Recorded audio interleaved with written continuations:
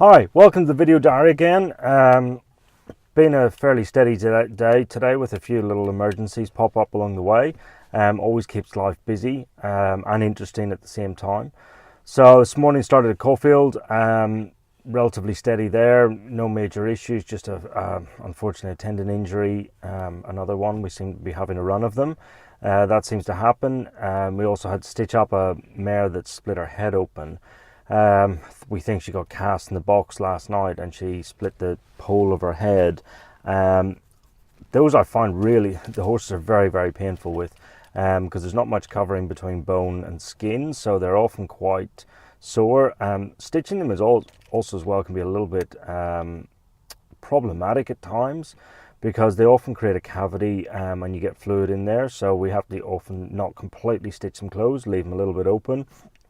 And they do need pain relief for a few days, so got that job done this morning, so that's all great. And then just had a rumbling colic a little bit. It's a mare that I think I spoke about a few weeks ago that had a touch of colic, went off to hospital. She turned out she had a small colon impaction, which cleared, and she came back to the farm, beat out on grass spelling, and she's just had a touch of colic again today. So we're actually going to bring her back into the stables and get her in work. She just seems to be gorging herself on a bit of grass at the minute and not really helping things, so she'll go back into the stables tomorrow morning, hopefully. So fingers crossed she'll be all right. I re-examined her this afternoon. Everything seems fine. She seems quite bright, so we'll see how we go from there. Then just a little lameness case. A horse that's just interestingly lame, more on the soft surface than the hard surface, and has got a bit of sole pressure. You put the hoof testers on, there's a generalized pain response pretty much everywhere. Very thin soled, so we'll pop a set of pads on there and hopefully we'll go from there. So that's all good. And other than that, it's been a pretty quiet day.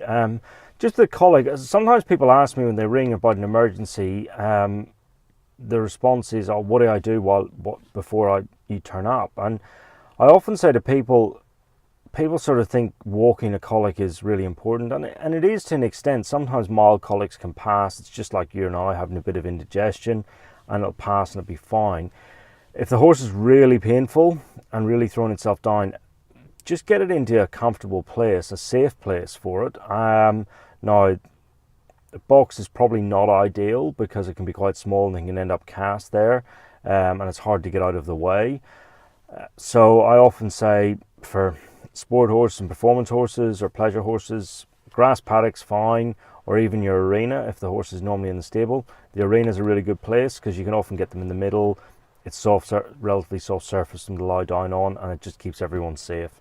So I really don't try and overforce horses to move if they're not wanting to move, and if they are wanting to lie down and roll aggressively. I think it's probably a little bit of an old wives' tale that, you know, the rolling causes them to twist their balls. I actually find most of those horses that want to lie down and roll like that have already twisted, unfortunately, and they need to go off to hospital. But yeah, so just keep yourself safe if you've got a colic. Really just as I say to people all the time, I'm great at fixing horses, but I'm not so good at fixing humans. So yeah, just try and keep yourself safe and not get injured. So anyway, I'll speak again tomorrow. Bye.